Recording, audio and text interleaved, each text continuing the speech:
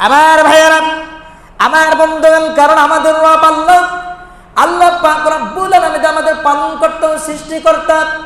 আমার বন্ধুগণ, রব শব্দের অর্থ হলো, আমার ভাইয়েরা, রবিয়াত থেকে নিষ্পন্ন, যার আবিধানিক অর্থ হলো পালন কর্তা। আমার ভাইয়েরা, যার আবিধানিক অর্থ হলো পালন কর্তা বা সৃষ্টিকর্তা, কথা বলেন ঠিক কিনা? আলামিন, আলামিন অর্থ আমল, আমল শব্দের বহু বচন আমার ভাইয়েরা আলামিন। আলামিন অর্থাৎ এরকম ভাবে জগৎ। মুসলমান, সৃষ্টি মাত্র এক একটি জগৎ আমার ভাইয়ের, আমার আল্লাহ পাক রব্বুল আলামিন এরকম ভাবে সৃষ্টি করেছেন, জীব জাতি সৃষ্টি করেছেন, সেটাও একটা জগৎ, কথা বলেন ঠিক কিনা?